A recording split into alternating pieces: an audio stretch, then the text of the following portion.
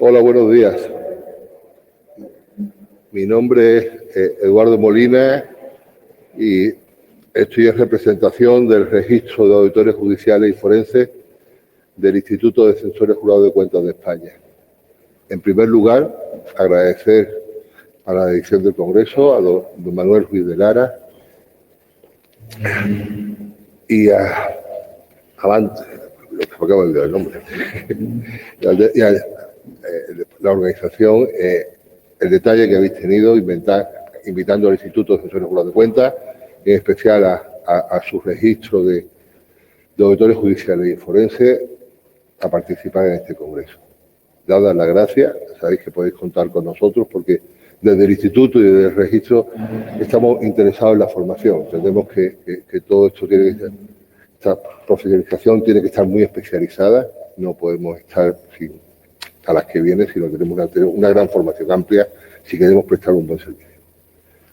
Voy a comenzar presentando a los ponentes.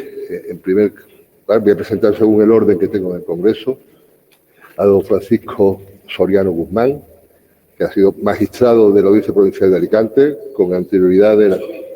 No, que suele, ya lo ha dicho todavía, ¿no? ¿Ha dicho ha sido?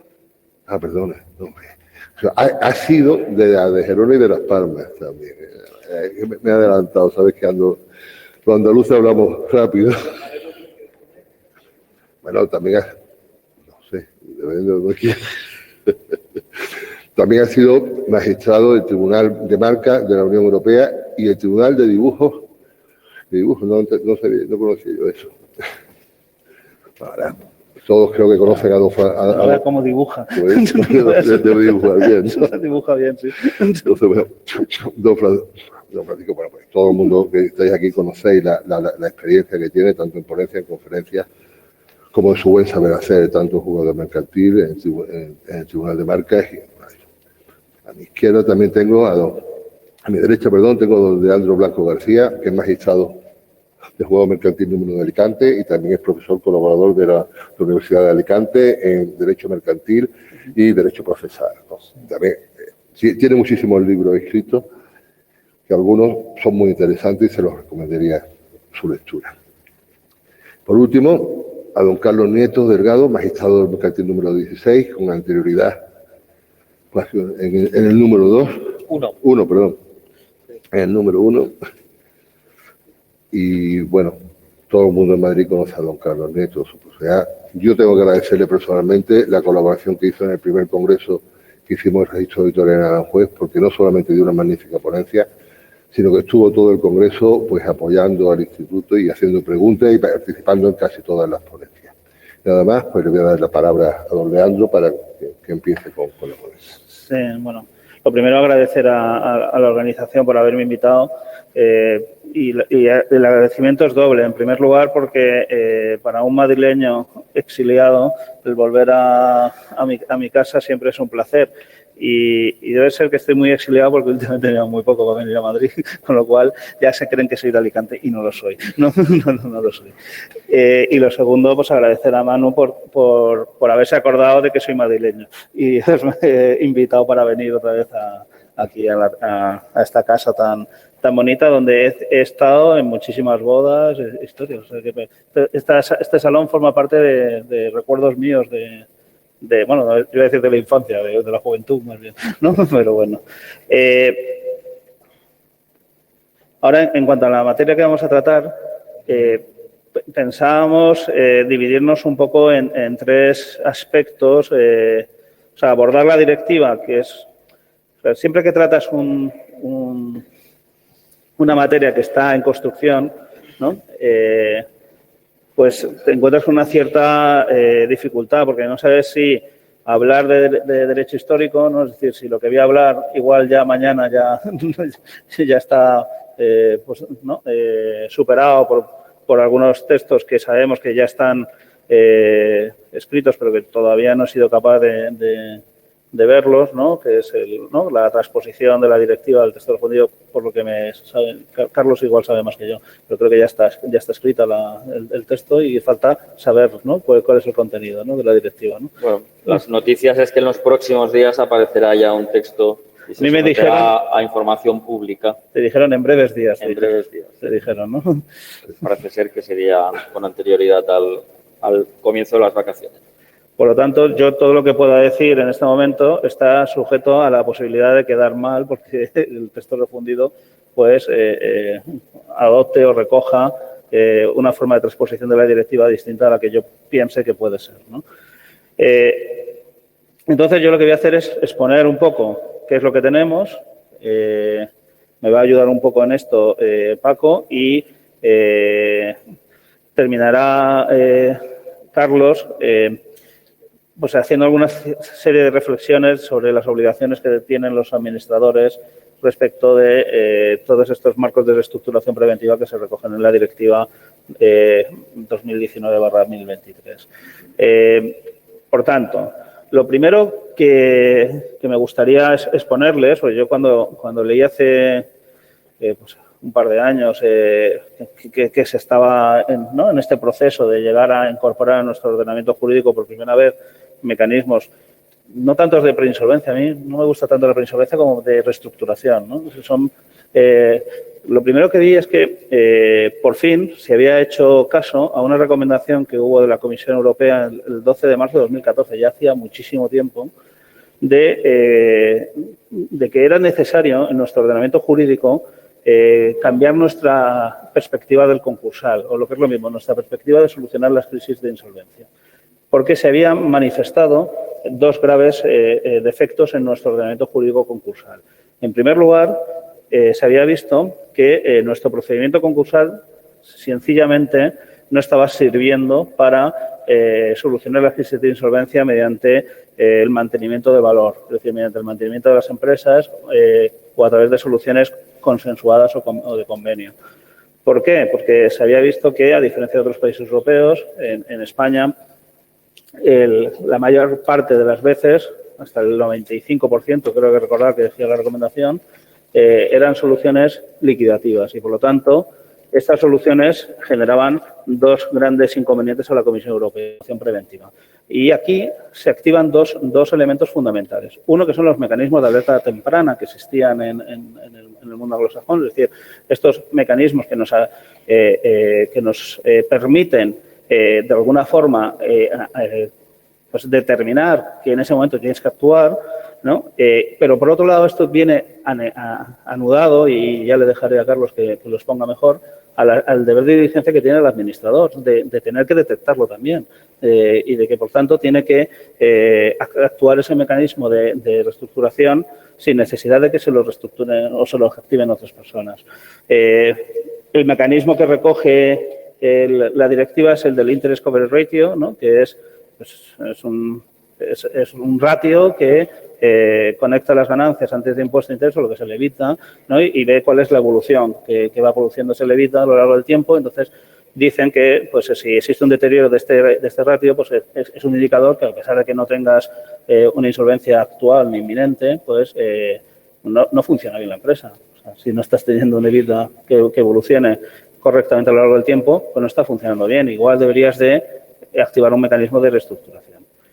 Como he dicho, este mecanismo de alerta temprana conecta con los deberes de los administradores. Cómo deben de actuar ante el momento en el que ellos o se detecta pues que debe de activar ese mecanismo de alerta temprana. Una vez que se activa ese marco de reestructuración preventiva, nos encontramos con que la concepción de la directiva no es la de desapoderar al deudor, sino la de, o sea, no es la concepción que tenemos en el concurso de que se declara el concurso y el deudor queda a expensas de un administrador concursal, que es el que toma las decisiones.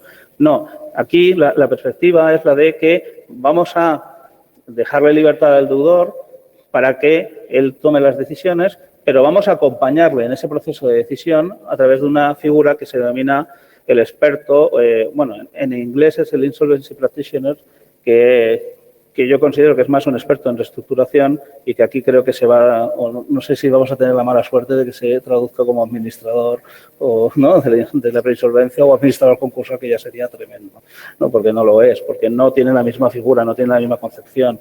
La concepción del administrador es la de sustituir o intervenir las facultades del deudor y, por lo tanto, es el que toma las decisiones, y aquí es el que, de alguna forma, acompaña o asesora al deudor y, por lo tanto, tiene más la función de acompañar que la de sustituir o intervenir las funciones del deudor. Perdóname que lo interrumpa. Acaba de decir que la figura del ejecutor es totalmente diferente. Yo creo que sí. ¿Estáis de acuerdo con eso?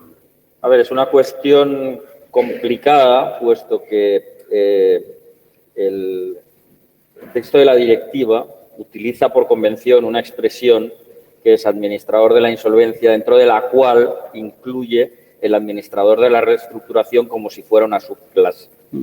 Esto ha llevado a algunos a pensar que en España, como la clase general que tenemos es la del administrador concursal, pues es que como no tenemos esta figura, dentro de esa clase, pues habría una subclase de administrador de la reestructuración, por lo cual el nombramiento de administrador de la reestructuración necesariamente debería realizarse entre personas que ostentasen las condiciones requeridas para ser administrador concursal. Yo entiendo que eso no es necesariamente imperativo con el texto de la directiva. No parece que la directiva imponga ese mandato y, de hecho, si se acude a distintas versiones en otros idiomas de la directiva, por ejemplo, en la versión anglosajona, se utiliza una categoría más general, que es la del insolvency practitioner, y entonces, es decir, cuando se habla del administrador de la reestructuración como uno de los profesionales que integran ese gran grupo, no se está pensando, como en el caso español, exclusivamente aquellos que son administradores concursales. Entonces, aquí habría un par de cuestiones importantes. Una de ellas, que, digamos, en la tesitura de la incorporación de la directiva, yo creo que hay una cuestión que tendría que evitarse, y es que la misma persona que fuera administrador de la reestructuración fuera necesariamente el administrador concursal en el posterior concurso, puesto que eso puede generar unos incentivos perversos, ¿no? Y tiene que, digamos, la profesionalidad, la imparcialidad del administrador de la reestructuración tiene que quedar absolutamente fuera de toda duda y, por consiguiente, es decir, tiene que quedar claro que él no tiene ningún interés en que posteriormente se declare el concurso y ser nombrado él administrador concursal. Y esto me parece que es algo importante porque, por ejemplo, en la tesitura del PRIPAC, que se está imponiendo en algunos partidos judiciales en España y que en Madrid pues no hemos considerado en estos momentos aconsejable introducir, por lo menos en los términos en los que en otros lugares pues se ha venido imponiendo, pues esa solución de continuidad entre, digamos, la situación preconcursal y el concurso y que sea el mismo profesional, pues entendemos que a lo mejor pues esto podría provocar algún incentivo perverso, ¿no? Y luego hay otra cuestión, y es que yo creo que digamos, ostentar las condiciones requeridas para ser administrador de la reestructuración no debería ser incompatible con aparecer en las listas para ser administrador concursal. Es decir, yo creo que habrá profesionales, o por lo menos el modelo que es muy previsible que incorpore el legislador, es que el profesional puede aparecer en ambas listas. Lo que no puede ser es que en relación con el mismo deudor simultáneamente sea administrador de la reestructuración y posteriormente sea administrador concursal. Esta sería mi modesta opinión. Lo que pasa es que yo soy pesimista. O sea, yo comparto tu misma preocupación, pero soy pesimista porque las mismas razones que deberían de llevar a que el mediador concursal no fuera el administrador, que son las mismas razones, porque tú estás en una posición distinta. El mediador estás acompañando al deudor a que lleguen a un acuerdo. Aquí, de alguna forma, aunque salvando mucho las distancias, estás acompañando al deudor para que lleguen a un acuerdo de reestructuración, ¿no? Y, por lo tanto, tú lo que estás defendiendo como experto de la reestructuración o como insolvency practitioner o lo que sea, o como lo definan, es estar defendiendo el interés del deudor, no de los acreedores. Cuando te nombran administrador concursal, lo que tienes que defender es el interés de los acreedores. Y existe una incompatibilidad, pues, tú conoces cosas acompañando al deudor que luego vas a utilizar, ¿no? Cuando seas administrador, o deberías de utilizarlo, ¿no? Entonces, se generan unos roces muy potentes que se eliminarían simplemente si son personas distintas. Es tan sencillo como eso. Aparte es que yo creo que en el mundo anglosajón, como esto ya está muy, está muy establecido, tienen muy claro que son cosas distintas. Entonces, cuando se refieren a categorías de pues eso, de administradores se refiere a una categoría mucho más amplia que la nuestra, que no existe esta figura y que nos obliga, como siempre hacemos en España, que en vez de crearla, es intentar buscar una figura que existe en nuestro ordenamiento jurídico que sea muy parecida y pues no la creamos, ¿no? Y le dotamos de su estatuto y de su... Pero no sé, bueno, yo soy pesimista. Estatuto estamos pendientes del árbitro concursal. Bueno, pues el estatuto del experto en la reestructuración, cómo van a cobrar, o sea, cuáles sus funciones, cuál es su responsabilidad, etcétera. Pero soy pesimista, porque como siempre, yo creo que el legislador va a buscar lo más cercano, ¿no?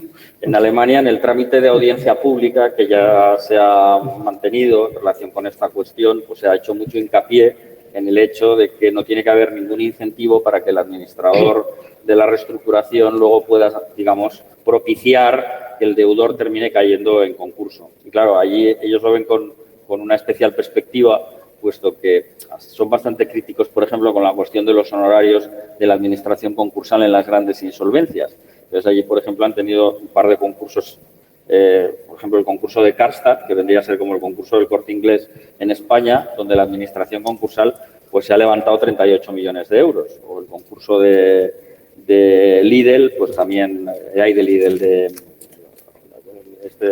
esta cadena de droguerías, no me acuerdo cómo se llama, es exactamente igual, son unas cantidades monstruosas, ¿no? Entonces, claro, es decir, hay un incentivo muy fuerte para que quien es nombrado administrador de la reestructuración, por así decirlo, no despliegue todos los esfuerzos para salvar la empresa en la perspectiva de que si no se salva, termina cayendo en concurso, pues tiene un negocio garantizado durante varios años, ¿no? Y esto es lo que allí, digamos, hablando a las cosas con su nombre, pues se ha querido evitar.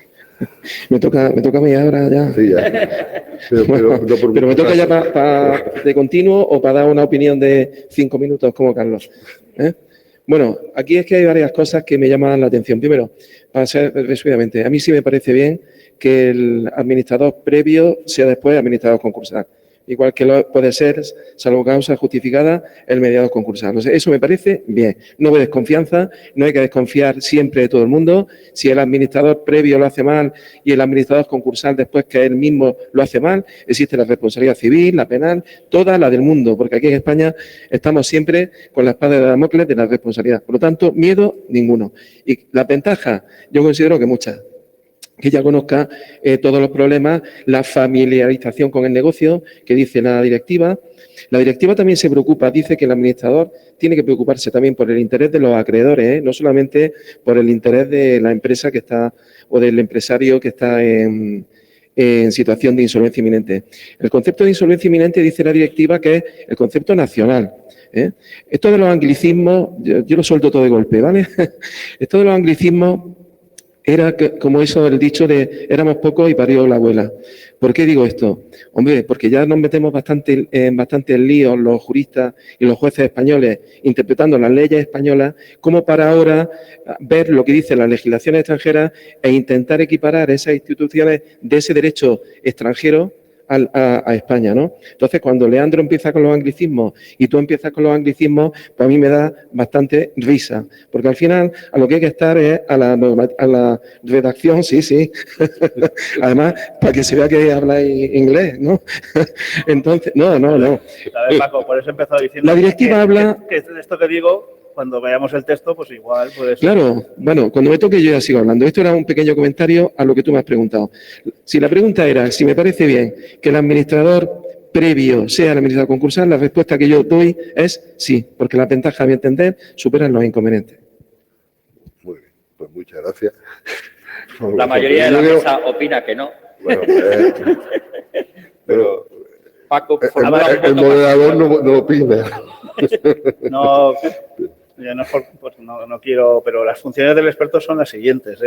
Dice, asistir al deudor en la elaboración o la negociación de un plan de reestructuración, supervisar la actividad del deudor durante las negociaciones de un plan de reestructuración e informar a la autoridad judicial o administrativa, tomar el control parcial de los activos y negocios del deudor durante las negociaciones. Va a ser que tiene que defender al deudor. Va a ser, creo. Bueno, pero por las responsabilidades que tomará, también defenderá a los acreedores por la cuenta que le trae. Sí, porque esto significa un seguro nuevo de responsabilidad. Sí, y es importante para este foro, ¿no? El saber si podemos estar o no vamos a poder estar. dependerá de cómo se transponga la directiva, ¿no? Sí, pero que digo que si tiene estas funciones es porque realmente lo que quiere es que el deudor no llegue a concurso. Pues es que es lo que pretende la directiva, que el deudor no llegue a concurso. Entonces, pues vamos a intentar que no llegue a concurso. Claro que empezarán los acreedores, pero para que le aprueben el plan de reestructuración, para que no llegue a concurso. Pero que quizás que es casi seguro que no llegue a concurso, lo que llegaría a liquidación directamente. Pues Porque entonces esto no sirve para nada. Si no consigue la reestructuración anterior, no tiene mucho sentido que si ya has negociado con tus acreedores, luego puedas tener una fase común donde Pues puedas esto volver a es lo que yo negociar. intentaba decir al principio, que tenemos que cambiar nuestra mentalidad. Claro. Si esto no sirve más que como la mediación concursal, como un paso previo necesario para ir a la liquidación, Es que mal asunto, esto, mal asunto. si Si al no lo final- queremos de verdad, Sí. lo normal es que no vaya a concurso, que esto funcione. Creo, vamos. Y la pena es que no funcione, la pena es que pase como con la mediación concursal, que al final pues no sirve para evitar lo que queremos evitar, y es que todos los concursos en España sean de liquidación y que no se mantenga la actividad. Bueno, sigamos. ¿Qué mecanismos hay? Pues establece la suspensión de las ejecuciones singulares, ¿no? El stay, Paco. ¿Vale? Stay. ¿Qué se llama así en el derecho anglosajón? Que no sé cómo se va a traducir ni cómo se va a articular, pero según la directiva es una suspensión de ejecuciones singulares automática, ¿no? Pues se establecen instrumentos híbridos, con una suspensión general para todos los acreedores, más limitada para un grupo de acreedores. O sea, cabe esa posibilidad y una duración de un plazo inicial de 4 meses. Voy muy rápido porque tampoco tenemos tanto tiempo. No, tenemos muy poco tiempo. Pues entonces, no digo ni cuándo se levanta el plazo de suspensión ni nada. Directamente voy al marco de reestructuración. Los planes de reestructuración, ¿no? Que pues recogen, ¿no? Pues cómo se va a tratar, ¿no? Que son marcos de reestructuración que van más allá de los acuerdos de refinanciación, porque los acuerdos de refinanciación están pensando en acreedores financieros, que aquí podríamos ir más allá, ¿no? Afectar a acreedores incluso no financieros, con con un instrumento fundamental que es el plan de viabilidad, ¿no? O sea, así como en el concurso, el instrumento fundamental es el plan de liquidación, aquí es el plan de viabilidad. Por eso digo, nos tenemos que creer que esto tiene que funcionar, porque si no, no. ¿Cómo se forman las clases, las mayorías? Bueno, pues yo creo que ya todos lo saben, ¿no? Pero se establecen estos mecanismos también de palabras inglesas como el cross canal down, que es la forma de poder arrastrar, ¿no? A los acreedores disidentes, o la forma de obligar, ¿no? al administrador que no quiere ese acuerdo, ¿no? Pues tener que soportarlo. Y bueno, yo no voy a seguir más porque no tenemos más tiempo, ¿no? Don Francisco. Ahora sí, saludo, que es lo que más me gusta. Muchísimas gracias a Manuel y a los organizadores por invitarme a este magnífico evento en este sitio tan espectacular. Vengo a Madrid y es una ciudad que a mí me transmite alegría, libertad y ganas de vivir. Entonces, verdaderamente enhorabuena por la elección del sitio, por Madrid, dentro de Madrid, este sitio tan particular que realmente se siente uno importante hablando aquí de lo que sea. Y ahora vamos a lo que vamos. Vamos a ver, a mí me gustaría decirlo primero que estamos hablando un poco del sexo de los ángeles, ¿no? Una directiva, sabemos todos los que estamos aquí que la directiva... No, es que estamos hablando de una directiva que ahora encima la entrada en vigor, teóricamente se ha prorrogado, la entrada en vigor no, la fecha de transposición a los ordenamientos jurídicos internos al año 2022. Es decir, queda todavía, por lo tanto, un año y pico de no entrada en vigor. Las directivas, mientras no son traspuestas a los ordenamientos jurídicos internos, ¿producen algún tipo de efecto? No.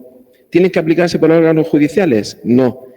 Solamente establecen la obligación de las autoridades nacionales de ir viendo cómo transponen las ideas fundamentales de la directiva a los ordenamientos jurídicos. Nadie dice que esta directiva no vaya a institucionalizar un procedimiento administrativo y no judicial para todo lo que estamos hablando, porque nosotros damos por sentado que esto será judicial. ¿Será o no será? Quiero decir, Aquí hay mucho margen de actuación para... Sí, he dicho yo creo que va a ser administrativo, o sea, va a ser extrajudicial. Bueno, no, extrajudicial, pero ya estamos viendo que hay hoy en día, aquí en España se está aplicando la directiva, básicamente, ¿no? Por algunos órganos judiciales de algunos sitios. El espíritu y finalidad de la directiva dice la exposición del protocolo de los jueces de Barcelona, sin que haya apoyo en ninguna norma legal. Bien, entonces distingo aquí entre hoy en día, por lo tanto, esta directiva en España no produce efecto. Las directivas producen efecto, lo que se llama efecto directo. No produce efecto. Una directiva ahora mismo no se puede invocar ante un tribunal, ¿no? Interpretación conforme. Exacto. No, pero vale. Pero hay interpretación. Sí, conforme. interpretación, efectivamente. Tú puedes apoyar, pero siempre basándose en una normativa nacional, ¿eh? Lo que no podemos es inventarnos las normas. Porque yo diría que hay dos conceptos distintos. Uno, interpretación de la ley. Otro, invención de la ley. Invención de la ley. En Madrid se está haciendo interpretación de la ley vigente en España en la actualidad, pero hay otros sitios donde se está haciendo invención de leyes directamente. Con la finalidad con que se hace, pues, absolutamente loable y posiblemente se pueda justificar. La pregunta, ¿el fin justifica los medios? A mi entender, no. La seguridad jurídica para mí es muy importante, porque eso lleva a que cada uno considere, en atención a la finalidad que pretende, los medios serán distintos y lleva a la dispersión jurídica. La dispersión jurídica es que, y ustedes saben bien de lo que hablamos, los jueces españoles de lo mercantil no nos ponemos de acuerdo casi ni en los menús de las comidas ni de las cenas, en nada. Y jurídicamente menos todavía. Entonces, claro, si ahora los órganos judiciales de Extremadura deciden hacer un protocolo, a mí me parece muy bien la guía que habéis hecho aquí en Madrid. Me parece muy bien porque es una guía que se basa en la legislación vigente en la actualidad, que es el texto refundido de la ley concursal. El protocolo de Barcelona, pues no me parece también. ¿Por qué? Porque no hay norma alguna que ampare eso. Lo peor es como pasa con las invenciones, es como con las mentiras. Una vez que lanzas una mentira, después tienes que lanzar muchas más, porque te trincan en la primera. Entonces, una vez que inventas un mecanismo, con la finalidad que sea, tienes que inventar mucho, porque tienes que inventar mucho de muchas cosas. No me mires, que yo no he inventado nada, ¿eh? Que yo no he hecho protocolo. Que yo estoy hablando en español. A mí se me entiende lo que digo, no me cojo las palabras extranjeras. ¿Eh? No me mires, que yo no he hecho nada, ¿eh? No, pero es que entonces aquí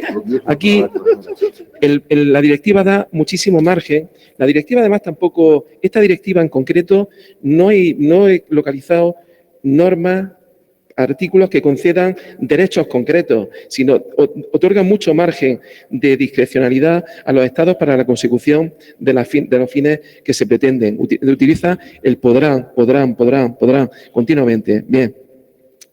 Invocar, por lo tanto, la directiva y darle un sentido ya anticipatorio, que es el que se está dando hoy en día, en muchos casos, previendo lo que el legislador pueda, en su caso, decir en su día, pues a mí me parece muy aventurado. Decía Churchill que hay dos cosas que mejor no sabes cómo se hacen. En la vida hay dos cosas que mejor no sabes cómo no se hacen. No saber cómo se hacen. Una son las leyes y otras son las salchichas, ¿eh? Y yo, en el tema de la directiva, le busco la metáfora del pan, ¿no? De un pan. La directiva le dice al panadero que tiene que utilizar ciertos ingredientes para hacer un pan, que salga bueno el pan, ¿vale?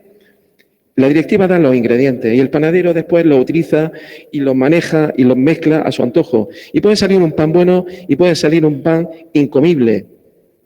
Esa es la directiva. Te marca unas pautas que habrá que esforzarse los que tengan ese trabajo. Porque yo entiendo que los jueces, nuestra función es aplicar las leyes, interpretándolas, pero no inventarnos las leyes, en mi opinión.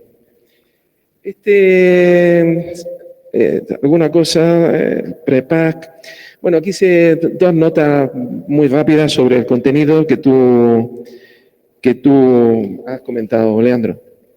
Una, en materia del PREPAC que estamos siempre hablando, que no existe en el derecho vigente español en la actualidad, no existe. No existe.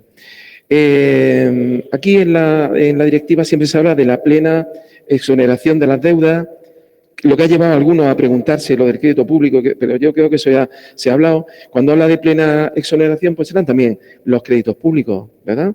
Porque si no, no sería plena exoneración, sería exoneración parcial. Aunque ahí también en la directiva, quizás la directiva tiene más importancia lo que se llaman excepciones que la regla general. En las excepciones hay muchas excepciones. Por ejemplo, una de las excepciones en las que se puede restringir o limitar el acceso a la plena exoneración de las deudas es precisamente cuando se trate de deuda garantizada. Bueno, no habrá muchos créditos públicos que estén garantizados, o sí, pero bueno, eso al final se concede el margen al legislador para que tome ese tipo de opciones.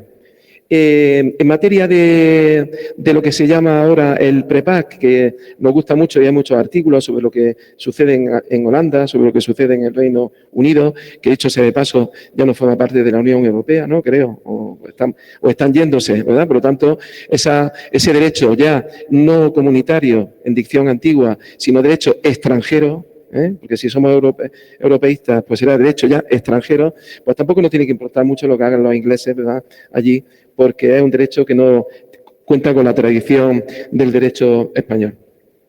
A ver, si tú ves que me paso en algún momento de tiempo, me dices, ¿eh? Porque vamos malamente. Vamos muy justo, ¿no? Muy justo. Bueno, pues quizás no para todo. O sea que tenemos 10 minutos más para todo.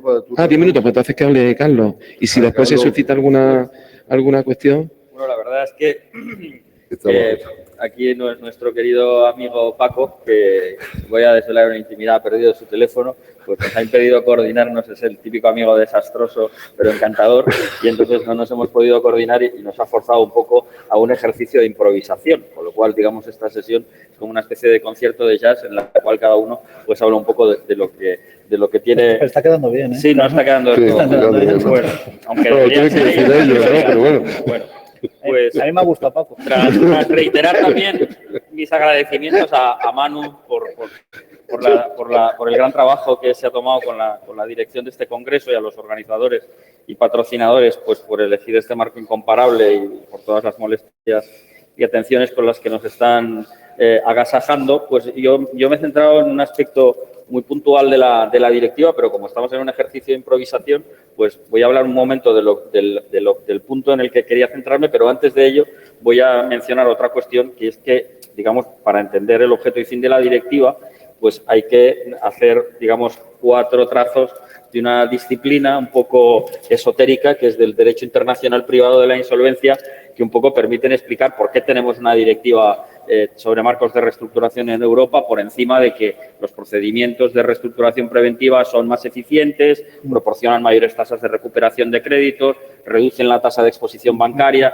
etcétera, etcétera, etcétera. Entonces, uno de los motivos fundamentales tiene que ver precisamente con lo que estaba comentando Paco hace un momento del Reino Unido, ¿verdad? Es decir, cuando se inició, digamos, la integración europea, en Europa pues se elabora un convenio, que es el Convenio de Bruselas, de 27 de septiembre de 1968, en el que se pretende introducir un catálogo de normas de competencia judicial internacional y unas reglas sobre reconocimiento y ejecución de resoluciones en materia civil y mercantil.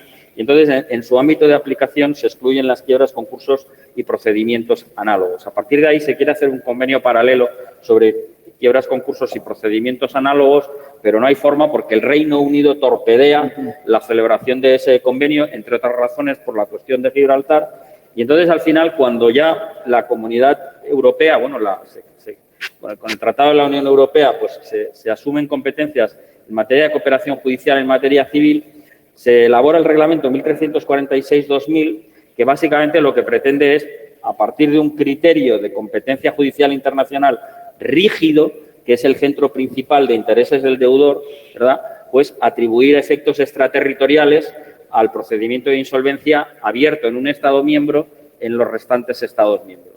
Entonces, hasta ahí la cuestión funcionaba razonablemente bien. El problema es que durante la vigencia del Reglamento 1346/2000, como de su ámbito de aplicación se excluyen o no están incluidos los procedimientos preconcursales, pues se comienza a desarrollar un fenómeno que comienza a ser molesto en Europa, que es el del turismo preconcursal. Y es que hay muchas empresas que teniendo su centro principal de intereses en un Estado, pues se van a refinanciar al Reino Unido porque los institutos preconcursales que hay allí pues son más ágiles, son más rápidos, pues son, digamos, más eficientes. Y entonces, pues claro, no se puede combatir el que la empresa se vaya a refinanciar al Reino Unido, pero si tiene que concursar, tiene que hacerlo en el país de su centro principal de intereses. Entonces, digamos, esta especie de bicefalia al final pues se resuelve con el reglamento 2015/848, que en esencia el efecto que tiene es extender ese criterio rígido de competencia al centro principal de intereses del deudor, pues no solamente a los procedimientos concursales, sino también a los procedimientos preconcursales y tener esa misma disciplina para ambos planos de la insolvencia. El problema es que había que comunicar los procedimientos que quedarían incluidos en el reglamento 2015/848 para su inclusión en un anexo A, y resultó que el Reino Unido no comunicó los schemes of arrangement porque entendió que no reunían los requisitos establecidos en la norma. Con lo cual, otra vez el Reino Unido fue un poco de free rider y se situó al margen del reglamento, con lo cual, digamos, la finalidad buscada por él mismo, y es que se impidiera que una empresa pudiera acudir a los tribunales británicos cuando su centro principal de intereses se encontraba en otro estado, que es donde tenía que concursar, pues como no se pudo conseguir esa finalidad, al final los Estados miembros de la Unión Europea se han visto en la obligación de dotarse de una normativa armonizada que en todos los Estados miembros de la Unión Europea pues recoja instituciones preconcursales similares a las que vienen teniendo en el Reino Unido con los schemes of arrangement. Claro, esto ahora resulta un poco paradójico, porque resulta que una vez que el Reino Unido, por así decirlo, nos ha embarcado en la preconcursalidad, o sea, el Reino Unido desaparece de la Unión Europea, ¿verdad? Y ahora, pues, es decir, nos encontramos con que es necesario implementar esta directiva sobre marcos de reestructuración en los países europeos, al objeto de que en todos los países se disponga de una disciplina armonizada sobre marcos de reestructuración y no haya esa tentación de que algunas empresas pues se vayan a refinanciar ante una jurisdicción distinta de aquella que tiene, digamos, el centro principal de intereses del deudor. Claro, cuando pensamos en esta finalidad de la directiva, pues digamos, esto aplicado a Alemania tiene gran sentido porque en Alemania jamás han tenido una disciplina de acuerdos de refinanciación. Es decir, ellos se mantenían alérgicos a los institutos preconcursales y decían que en caso de insolvencia lo único que, digamos, el único procedimiento que debería existir es el del concurso de acreedores. Entonces, claro, la directiva está pensando especialmente en esas leyes. En el caso español, la inmensa mayoría de las reglas que están en la directiva, nosotros ya las tenemos, porque empezamos una evolución en el año 2009, ¿verdad? Con el Real Decreto Ley 3/2009, que introduce la disposición adicional cuarta en la ley concursal, luego el contenido de la disposición adicional cuarta, en virtud de la ley 38/2011, pasa al artículo 71 bis y en la disposición adicional cuarta entran los acuerdos de refinanciación con homologación judicial. Con el Real Decreto Ley 4/2014 y la Ley 17/2014 se atrae a los acuerdos de refinanciación a los acreedores con garantía y en la actualidad tenemos todo un libro en la ley concursal, libro segundo de la ley concursal, con una disciplina muy exhaustiva que prácticamente todo lo que trae la directiva ya viene en el libro segundo de la ley concursal, con lo cual probablemente solo habrá que introducir algunos retoques. El que probablemente sea más significativo sea el del administrador de la reestructuración, que es una figura que a día de hoy en el derecho español legislado por lo menos no existe, ¿verdad? Y que yo creo que tampoco es comparable ni equiparable a, digamos, ese prematuro nombramiento de administrador concursal que en algunos territorios en España pues ahora están acogiendo como solución bajo esa etiqueta de PRIPAC. Y bueno, como yo tenía la segunda parte, pues tenía aquí como 8 o 10 folios para hablar, pero yo creo que hemos llegado ya a la hora. Pues lo que voy a hacer es facilitar a la organización un poco el texto que tenía preparado y si alguien desea hacer alguna pregunta sobre esta cuestión de las obligaciones de los administradores en la situación de preinsolvencia, pues lo puedo hacer a través de respuesta a preguntas concretas. Lo que sí le pido, por favor, que en el tiempo la pregunta sea bastante concreta, ¿no?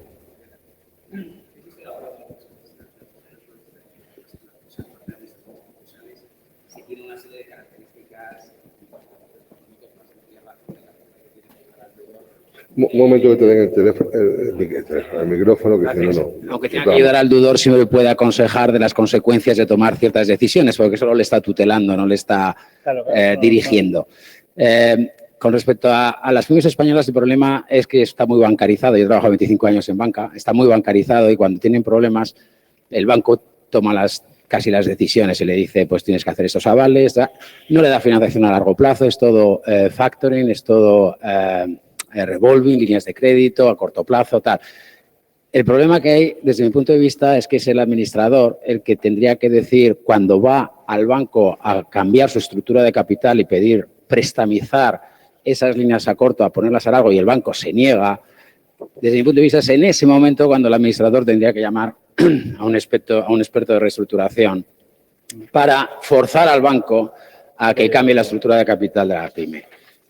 Lo cual, desde mi punto de vista, es difícil que el administrador lo haga, por cómo es España, y entonces va a ir demasiado tarde. Y es ahí donde yo creo que habría que poner el hincapié, en el administrador, que cuando vaya al banco a cambiar su estructura de capital y el banco le diga tururú, diga, levante la mano y diga, necesito que alguien ayude. Por hecha la reflexión, ¿no? Sí. Más bien una reflexión, perdone, pero bueno. Cuando hablabas de lo de Inglaterra, yo viví en Palma, reestructuraciones que se hacen en Londres que querían atacarlas por vía de acciones de integración y fue imposible. Imposible por su derecho, lo que llaman safe harbor, ¿no? Puertos seguros, ¿no? Era muy difícil atacarlo. Y yo creo que va a seguir existiendo esto, ¿no? Bueno, es decir, ahora la cuestión con el Brexit pues no está tan claro, puesto que ya se genera ahora un problema y es que, es decir, pues las normas sobre cooperación judicial en materia civil, en las que se sustenta el reconocimiento extraterritorial de las resoluciones de los tribunales británicos, pues ya no van a estar disponibles y en consecuencia... Los tribunales de Londres no me reconocieron ninguna resolución que puse. Me decía que era su derecho, no el español. Pues muy bien, muchas gracias a los ponentes y pido aplausos para ellos.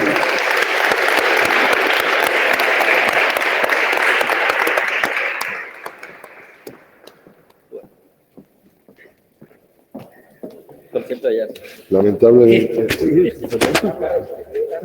Sí.